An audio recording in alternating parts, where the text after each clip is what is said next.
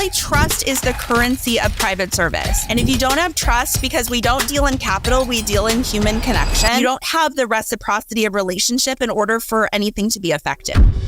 Today, we're joined by Jen Laurence, the founder of Luxury Lifestyle Logistics and an advisor who has spent over 25 years inside ultra-high net worth estates. You've been quoted as saying that many are unprepared to handle the operational side. I'm curious what you mean by that. So first of all, what did you say? Luxury is not a feeling, it's a service? Luxury is not a price tag, it's a feeling. Oh, not a price tag, it's a feeling. Okay, yeah, not a price tag, it's a feeling. We had a great analogy in Butler School. If you can remember your first car, right? It was a clunker. So we all have our first car experience and it's clunky, but boy, does it feel good when we get it for the first time.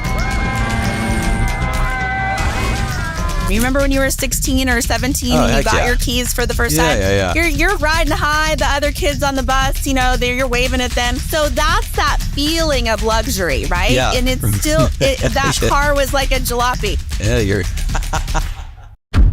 One final investing secret. So I'm going to let you take it away and I'm going to let you figure out how you want to mold it. Yes, a very quick soundbite. Invest in your...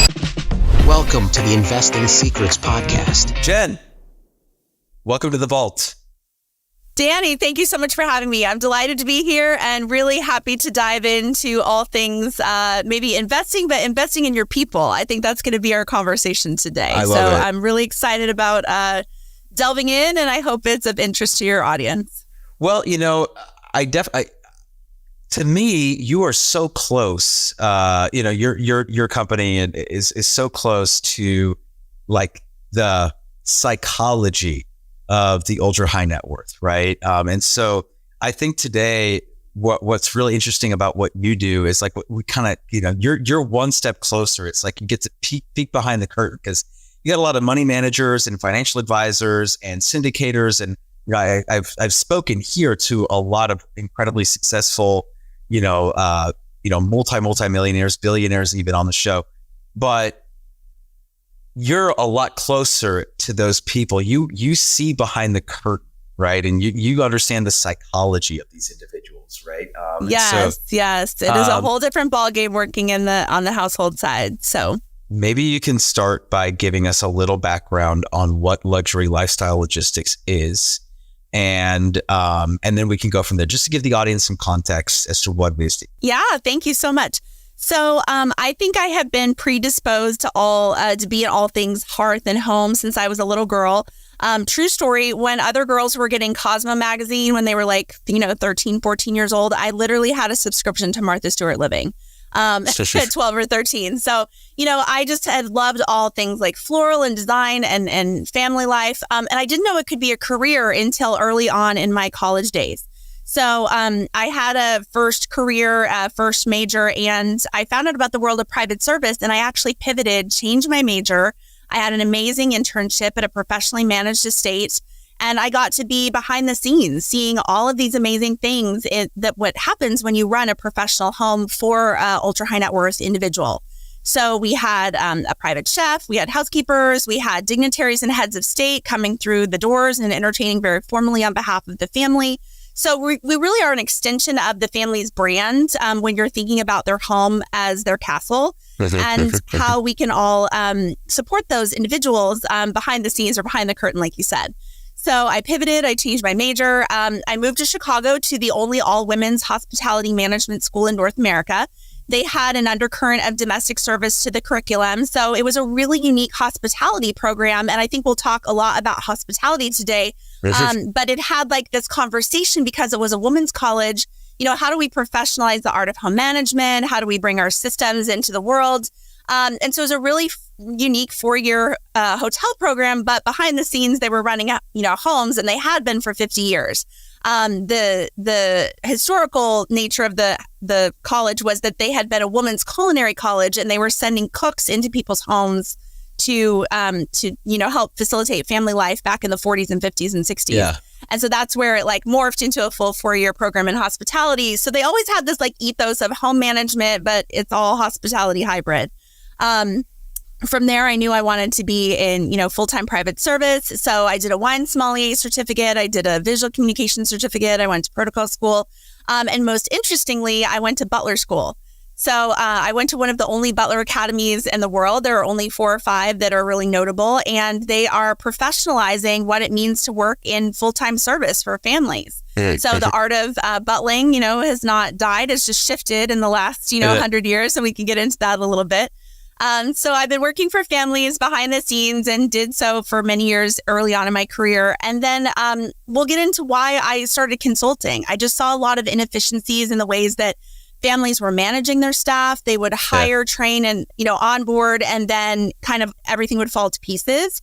And they would delegate a very complex lifestyle to their staff and not understand how to make that sustainable. And so just like running a home is not a hotel.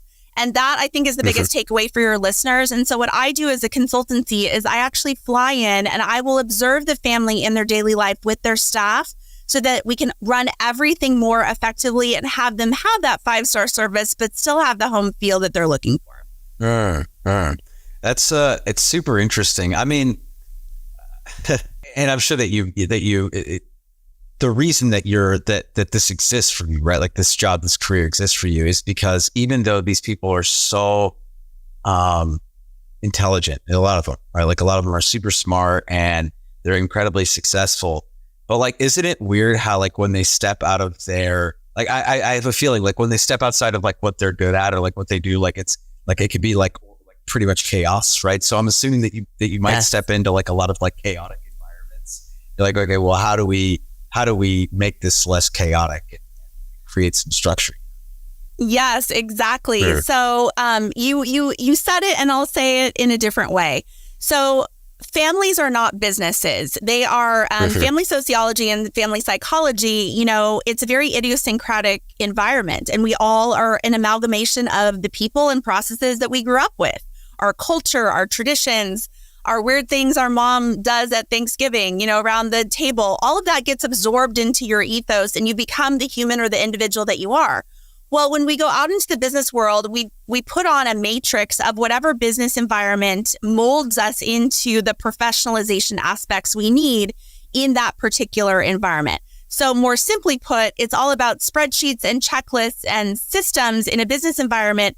And there are no spreadsheets and checklists and PowerPoint presentations when you're at your house. Can you imagine with your spouse if you said, honey, I don't like the way you do your laundry. Let me give you a 5-point PowerPoint presentation on, this whole change management that we're going to do about how you sort the laundry. So, we don't have the tools, the systems, the mechanisms in family life like we do in a business. And so very, very well stated.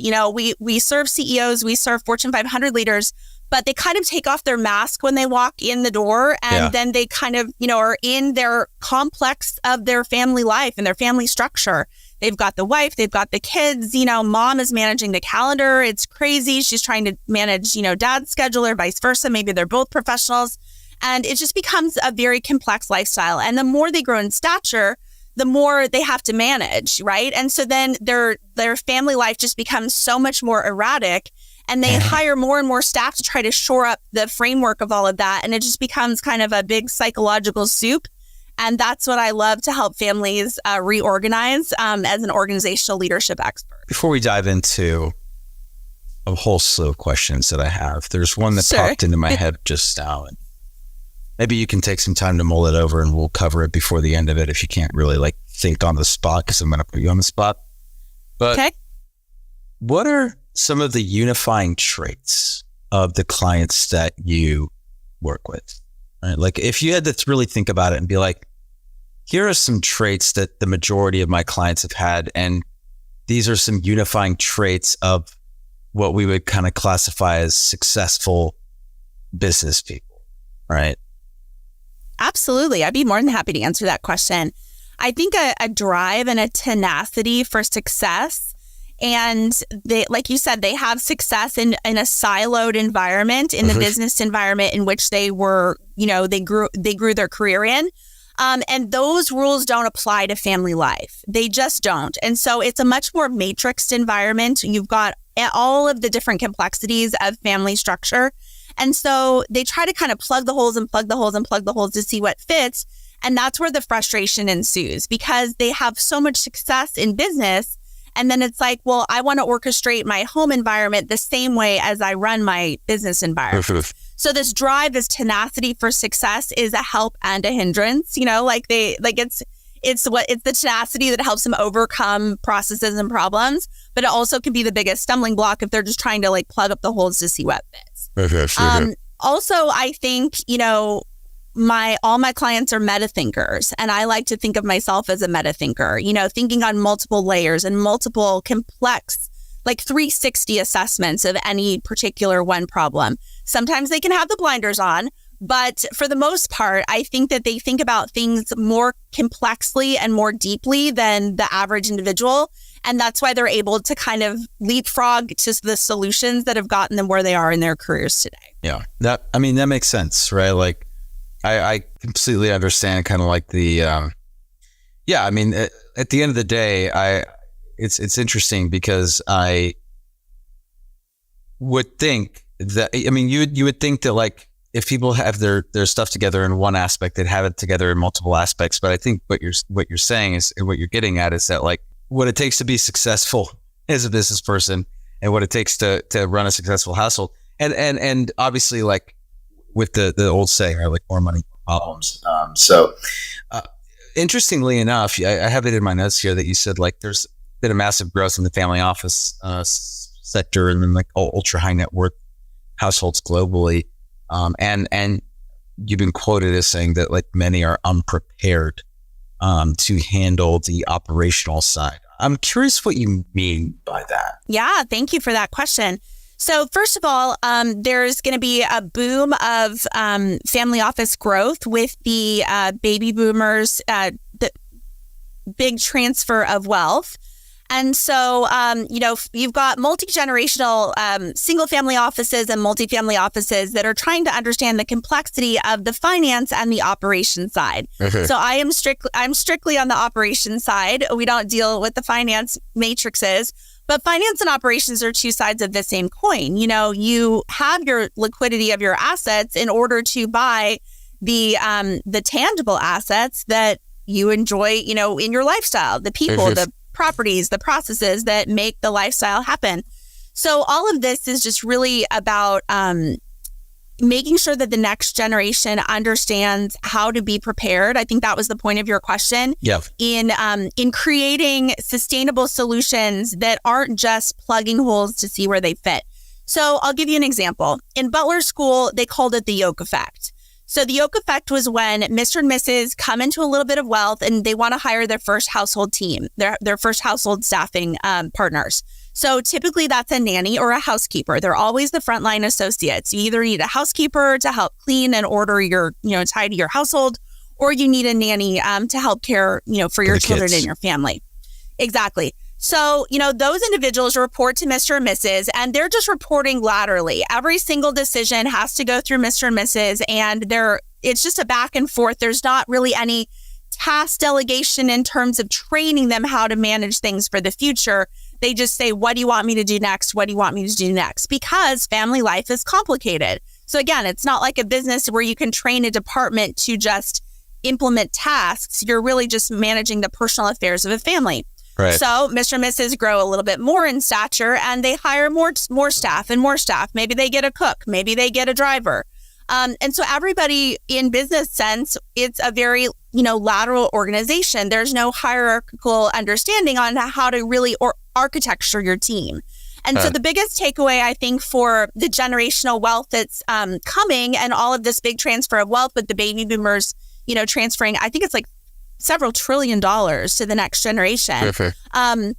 It's going to be about thinking, how do we create this position before we just put a person into it? How do we make that position sustainable and recreate that position so that if that person leaves that organizational structure, we still have the systems and the training in place so that we're not left hanging, if that individual leaves the organization. So it's about architecting the organizational team like you would a business and not just simply plugging those holes that becomes this yoke effect. In business literature, it's called a centralization problem. So if the CEO is making every decision, they can't be effective in their day. You have to have that middle management of layers or processes so that the household can be effective.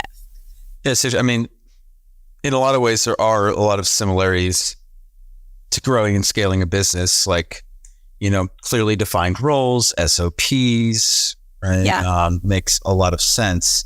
It also probably makes sense why you exist, right? Because you understand how to architect that. It's almost like maybe not a plug and play system, right? But like something that you've created for many, many families and can kind of help them like reverse engineer what their needs are and help plug in a system that works for them.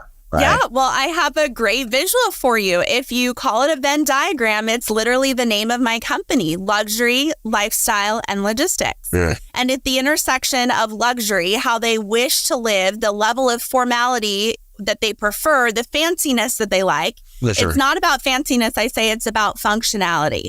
So you can live at any spectrum of formality, but you always want those systems in place, like you said. Mm-hmm. And then you've got the logistics, the standard operating procedures, the scalable solutions that help a very complex lifestyle run on all cylinders. And then you've got the lifestyle, the people, the family, the heart, that actually their loved ones are their most precious assets. And those are the people that we have to make sure are supported at all times. So if you take those three buckets and you put them together, that's the ethos of my company. And that's really where I help intersect and align everybody into best practices. Love it. So let's go back in time a little bit and we're going to talk like hospitality for a second, right? So sure.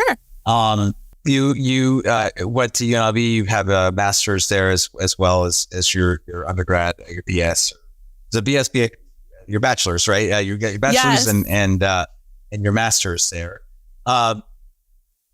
I'm wondering, what are the principles that you learned there that kind of like translate over? Because when I think hospitality, right, I think hotel, I think restaurant, high-end like luxury restaurant. You think, service businesses, right? Service-based businesses.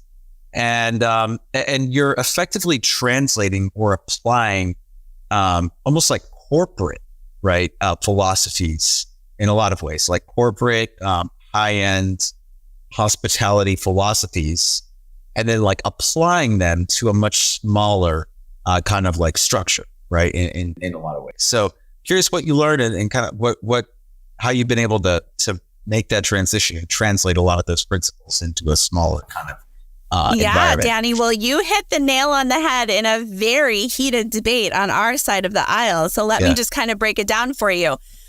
What our families want is they all say, like, we want 5-star service. We want hotel service. We want everything to run like clockwork. We want our home to run like a hotel. Yeah. Well, a hotel is a very impersonal environment. It's also an anonymous environment. It's also a templated environment. Yeah. When you think about the Ritz-Carlton and the Four Seasons and all of these big corporations, they template their structures and processes and replicate them across so many properties. And you as the individual, as the guest, walk into that environment and you're not orchestrating any of that. You're simply a recipient of that hospitality.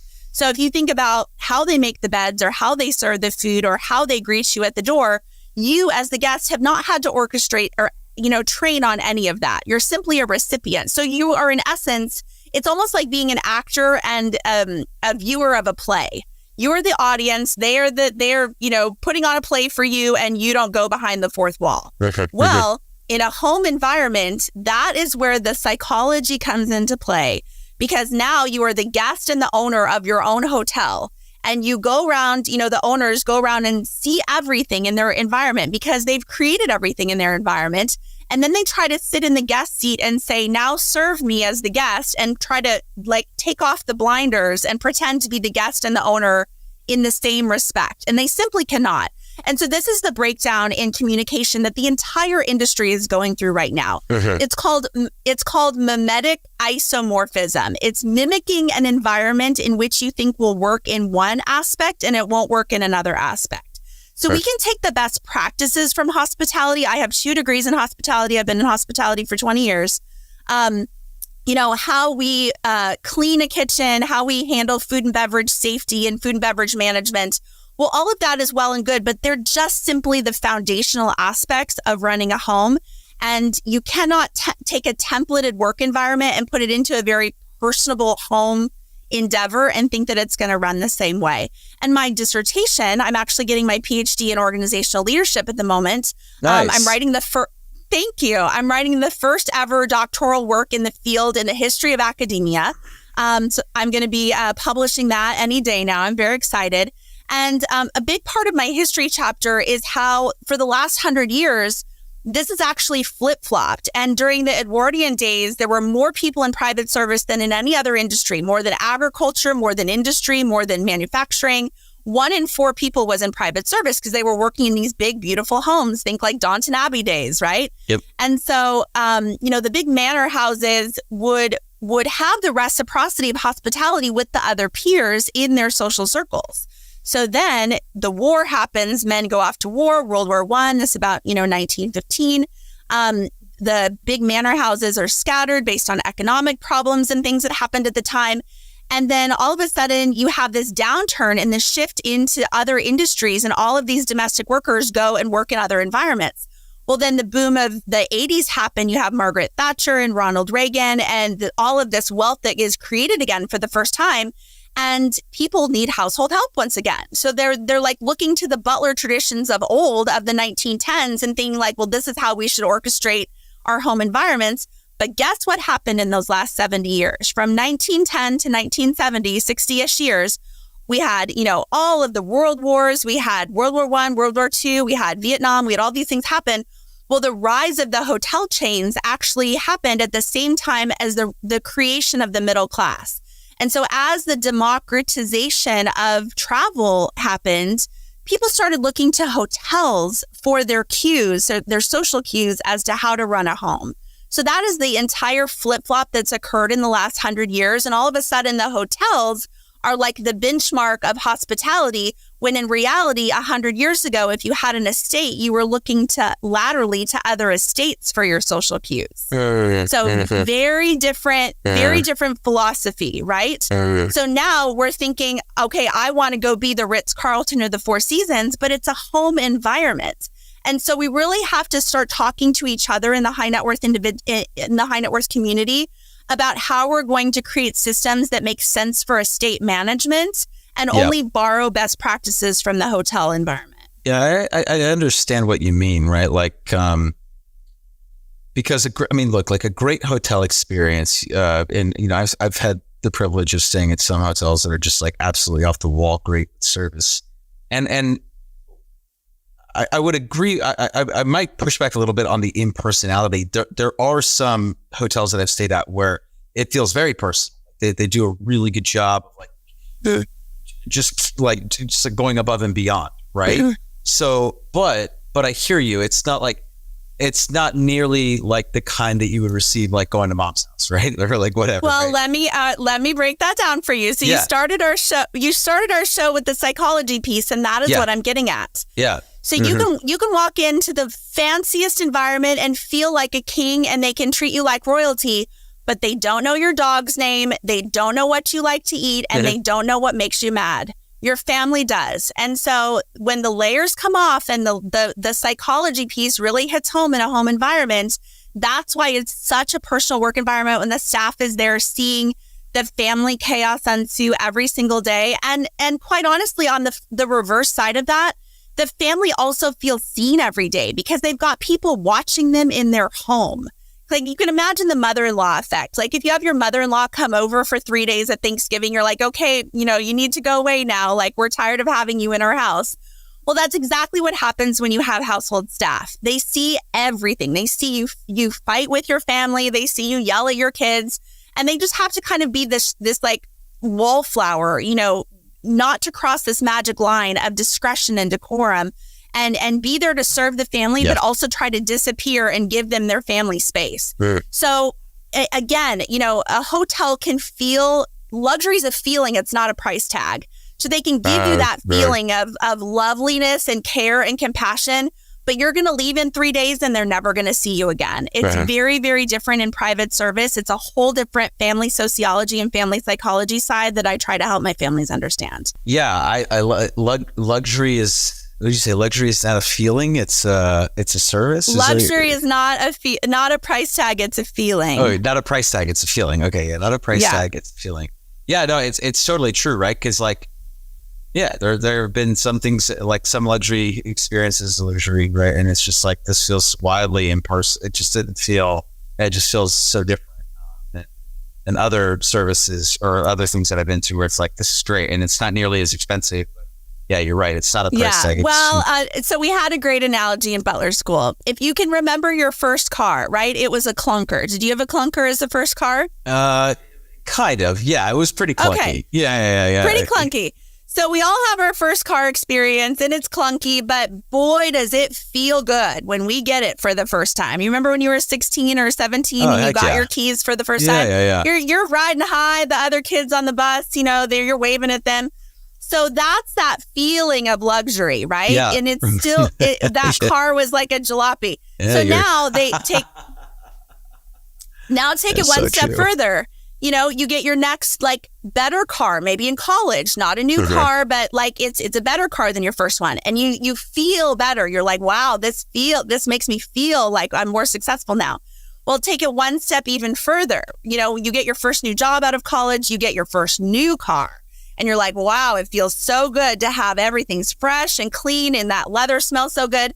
It doesn't matter if it's a Honda or a BMW. It's the feeling. It's the feeling that you have. Yeah. And so commercial hospitality, when they train their employees to have this, what is called surface acting versus deep acting, they can pretend to entertain you, or they can really make you, like, they can really personally feel like they're enjoying the entertainment of you as a guest. And it's all about that customer service relationship to be personable, but not too personal, right? Like they're not going to get into the personalization of you as an individual because they don't know you. Well, in the personalization of family service, you know the individuals. And so that's why the care feels that much more personal. And when it breaks down, it feels that much more disastrous because luxury is a feeling. It's not a price tag. That's fascinating. No, I definitely agree with you. So question, just something that came up as you were going through all of that. And I'm curious, at what point does it make sense for someone to reach out to you and say like, hey, we need help, right? Or at what stage in a family's journey, right? Like at what, is it like a net worth thing? Is it I don't know, like walk me through it. Like at what point does it start making sense for somebody to like actually engage you and ask for help? Yeah, thank you. So I always say when the processes overtake the enjoyment of your life, it's time to hire staff. And when those staff become more of a problem than a process solution, it's time to hire a consultant. So, a consultant can help you kind of take the blinders off and see in those areas that you may not be able to see for yourself so that your staff can run autonomously so that you can enjoy the lifestyle you've created instead of simply managing it. It's all about that kind of yoke effect like I was talking about earlier. If you have to constantly delegate and answer questions for the tasks that you're trying to just, give to your team to take off your plate, you can't enjoy the lifestyle you've created. You're simply managing it. Right. So if you're just bogged down in the weeds with all of that, that's what I do. I help as a consultant to go in and really create the systems and processes so that everything can align seamlessly. Yeah, it makes perfect sense. That makes a lot of sense to me. Now, so it sounds like a lot of the folks or a lot of the families that you work with will likely already have staff in place when you come to the property first. Yeah. Correct. Yes. Don't feel like you need to answer this, but I don't think it's that intrusive. How often do you have to clean house? I do. I do fly in to hire and fire folks. So let's talk about the placement agencies for a little bit. When I first started in this industry, there were maybe 40 or 45 placement agencies in the U.S. that placed people in these careers. Now there are over 3,000 agencies nationwide. So it has just exploded. And so they're all giving their clients very good advice or very bad advice. They're maybe just sending them an individual and saying, good luck. Like, I hope it works out. they're not really there to provide solutions. And the best agents, the agents that are acting with integrity understand that it's a close, personable working relationship. And they're really there as a coach to try to coach the staff and the client on how to have a more harmonious relationship. So in that way, they're almost like a social worker, right? Like they're putting people into a position that's a very high trust environment. Really, trust is the currency of private service. And if you don't have trust, because we don't deal in capital, we deal in human connection, you don't have the reciprocity of relationship in order for anything to be effective. So, I mean, we're talking about a nanny. How do you quantify the care of a nanny caring for your child? You simply can't. You can't put that on a spreadsheet. It's all about the trust and the relationship that mom and dad have with that nanny in order to, be a co-creator in their child's future. So all these placement agencies are just on the telephone and they're just like giving, people buying and selling in human capital. I mean, for lack of a better terminology, it really is what it is. And unfortunately, it's an unregulated environment. There are no systems and processes and benchmarks or safety in the regulatory aspects of that environment. So the first thing is that I start where the placement agencies end. They might send you a fabulous nanny or housekeeper or chef or a driver. And then they say like, well, good luck. Hope it works out, and they're on to the next one, Right. Yeah. So I'm there to help them have that feeling of a hotel, have all the systems run in place, but really, design it so that it's a home, it's not a hotel, and it really feels personable to the family. So that's why I fly in, and that's why I have to observe everything and see where the hiccups are in their daily operations and give them some solutions to help them, through the particular processes. So I try to do it with a lot of grace, a lot of humor, a lot of heart. It can be a coaching process for the family and the staff. Sometimes I have to tell the family, you're simply overwhelming your team and they can't do everything you're asking of them to do every day. Yeah. Let's recalibrate their workflow like that. Yeah. Like don't fire the personal assistant for the third time this year. Like maybe let's step back, let's step back and see how much workload you're giving this one personal assistant, right? Yeah. Let's step back and talk about calendar management and systems and schedules. And, like I said, it's a very complex lifestyle. They've got 6, 8, 10 properties. That means they have 6, 8, 10, bills and paperwork and all of the things. And the people on the lifestyle side really need the support of the finance side. So this is why I feel like this conversation is so important for your audience, is because sometimes they just don't talk to each other. But the lifestyle side is generating all the paperwork and they're trying to get it over to the finance teams and the legal teams and the accountant teams to make everything seamless. They really have to be in close working relationship with each other at the management level so that the owner's assets are protected. Yeah, no, it's interesting because, again, I'm kind of coming back to this where your main role here is coming in to operationalize the household, right? To operationalize the household and do it in a way where you're not losing the soul of the household, right? Amen. I love that. Yeah. So makes perfect sense to me. And then on the other hand, it's the difficult part with this is like, okay, well, if the family is too bogged down with managing the people responsible, right, then it becomes a chore. At the same time, I do feel like, and this is probably true, I might be wrong, but let's say somebody's a chauffeur.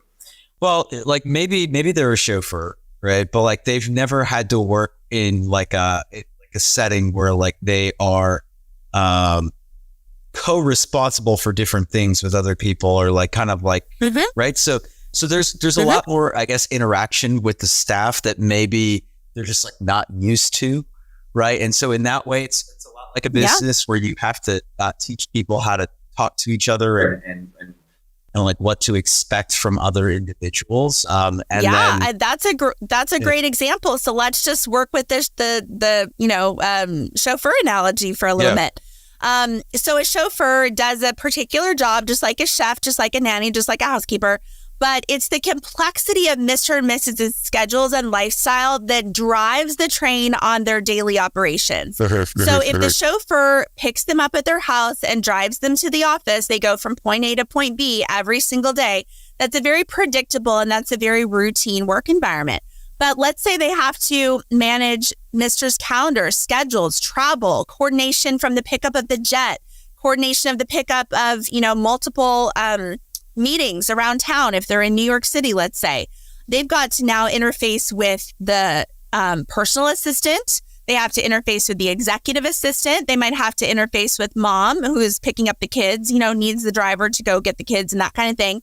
So everyone has to be very nimble, depending on the lifestyle and the pace at which the family drives that lifestyle. Okay. If they have a predictable schedule, everything is predictable. If it's a little bit nuts, then everybody has to be nimble and orchestrate the processes, the calendar, the pivots, the schedule changes. If a meeting is now in midtown and now it's in uptown, okay, well now everybody has to scramble to make sure that you're aligned in all of those capacities. So just that one example, like we can have a predictable job flow for this chauffeur, or we can have a very dynamic workflow for this chauffeur. And those are two very different job descriptions. And we have to make sure that person's trained to be effective in that environment. Yeah, it's interesting. Really fascinating to me, Jen, what you do, because it's such a unique and niche field.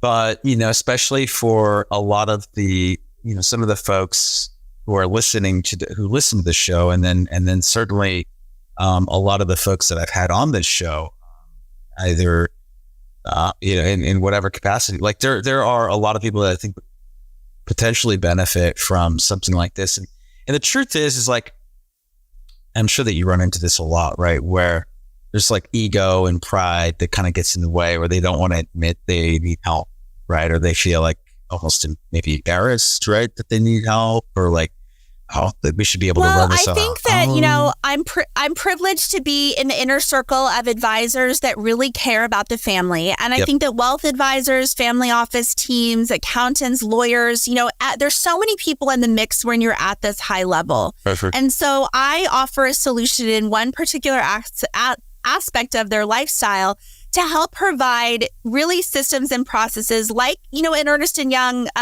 consultant comes in. They fly in, they help you see the blind spots, and then they provide, solutions. Yeah. But at that level, we're all expert generalists, right? Like we all provide systems and solutions in one particular area, but it takes a comprehensive team of all of those strategic, managers all working in harmony to make sure that our high net worth individual family is supported and valued and protected at the highest level. Mm-hmm. And so I truly can say to your investment, audience, that get your family office and your wealth advisors to talk to the lifestyle team, because if you're not in close harmony with them, your principal is not supported in the highest level.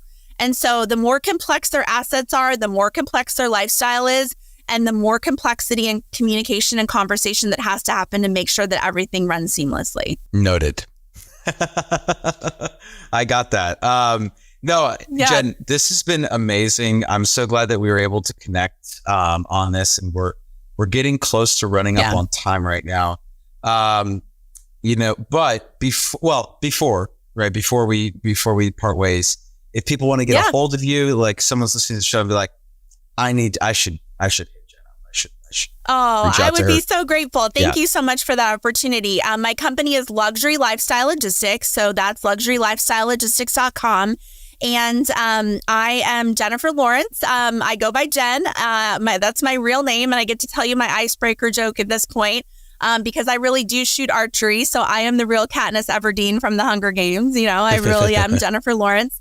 But they can find me on LinkedIn, and I am on my personal page on LinkedIn. Primarily, I do have a business page on LinkedIn, but go and check out my website or find me on LinkedIn. And I would love to have a conversation about how I can support your team. I love that. And all of those links are going to be in the show notes and in the description below so that you can reach out to Jen.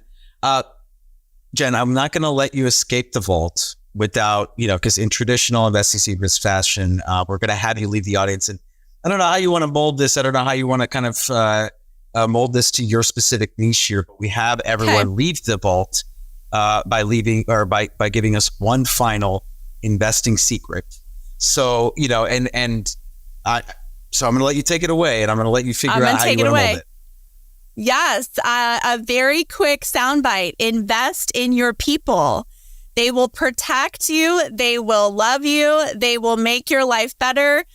People are the most precious asset you can have, whether they're in your family or on your team. So investing in your people, and you'll never go wrong. I love that. You came prepared. Thank you. I love it. I love it. I love it. I love it. Jen, thank you so much for this opportunity. It's been fantastic. 100%. I really enjoyed talking with you. It's been so much fun. All right, Jen, you take care.